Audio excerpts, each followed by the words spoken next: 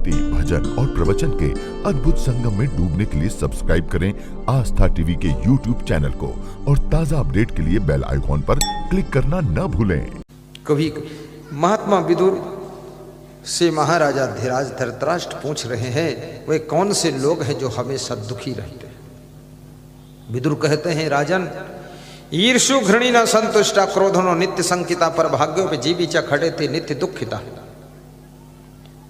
ईर्ष्या करने वाला जो दूसरों से जलन रखता है, किसी का मान सम्मान देख करके, किसी को धनवान देख करके, किसी को आगे बढ़ता हुआ देख करके जिसके सीने पर सांप लौट जाते हैं, वह व्यक्ति सदैव दुखी रहता है, उसके सुखी होने का कोई उपाय नहीं। जगत गुरु ने कहा है कि ईर्ष्या करने से मनुष्य की आयु कम हो जाती है। श्री राम शर्मा आचार्य ने कहा है कि ईर्ष्या करने से मनुष्य का सुख भी जलकर भस्म हो जाता है। दही माना सु तीव्रण नीचा पर यशोग निर्दह, असक्तास तत्पदम गंतुम ततो निंदाम प्रकुर्वते। चाणक्य कहते हैं, जिस पॉइंट पर वो व्यक्ति पहुंचना चाहता था लेकिन नहीं पहुंच पाया, और वो उस पॉइंट पर दूसरा कोई पहुंच गया, अब उसको देख करके जो जलन होती है, इसका नाम ईर्ष्या है। ईर्ष्या तू न गई मेरे मन से। और ईर्ष्या परिचय वालों से होती है, अपरिचित से नहीं होती है। और ज्यादातर जेठानी को देवरानी से ईर्ष्या हो जाती है। और महिलाओं में ईर्ष्या बहुत ज्यादा काम कर रही है। पुरुषों में ईर्ष्या अगर 35% है तो महिलाओं में 65% बाजी मारी है इन्होंने, ईर्ष्या। और ईर्ष्या राजनीतिक क्षेत्र में भी अंदर अंदर चुपके चुपके काम करती नजर आती है।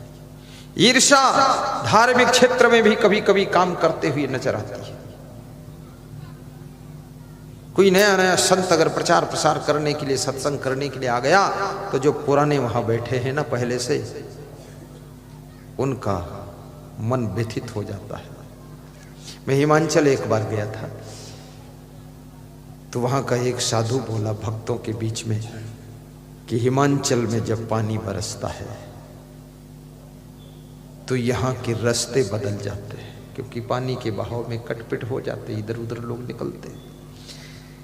हिमाचल में जब पानी बरसता है तो यहाँ के रास्ते बदल जाते हैं, और जब असंग साहेब जैसे संत आते हैं तो यहाँ के भगत भी बदल जाते हैं।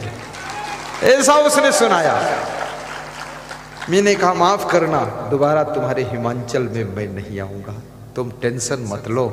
तब से मैं गया ही नहीं, दुष्टों के हमें जाता नहीं।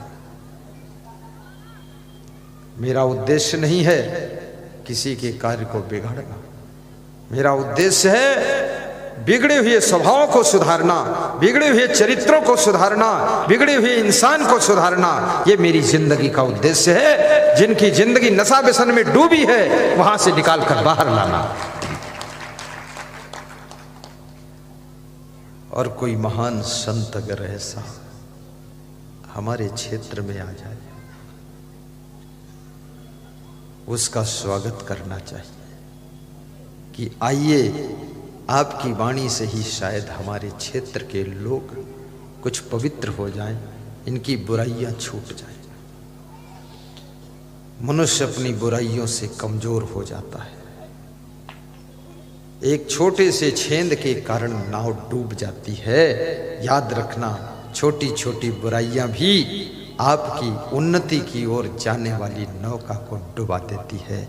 इसलिए मांस, मछली, अंडा, नशा, शराब, जुआ, बीड़ी, सिगरेट, गांजा, चरस, तंबाकू, व्यभिचार, अनाचार, दुराचार, भ्रष्टाचार, इसके कारण मनुष्य की जाति हुई है लाचार। ये छोड़िए अनाचार, दुराचार, भ्रष्टाचार, ताकि तुम लाचार न हो, तुम महान हो, तुम दिव्य हो, भव्य हो, सभ्य हो। तुम अपनी प्रतिभा को समझो, तुम साधारण नहीं हो। तुम क्यों रोते रहते हो, तुम क्यों दुखी होते हो, तुम याद करो उनको जो तुम्हारे देश के महान पुरुष हुए हैं, उनका स्मरण किया करो। कृष्ण ने गीता में लिखा है,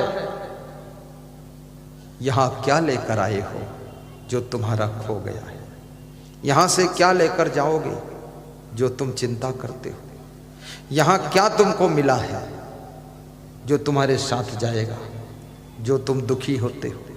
यहाँ तुम्हारा क्या है जो छूटने वाला है? ना कुछ लेकर आए थे, ना सामान लेकर जाओगे, इसलिए दुखी क्यों होते हो? रोते हुए तुम्हारा जन्म हुआ है तो हंसते हुए जिंदगी बिताओ।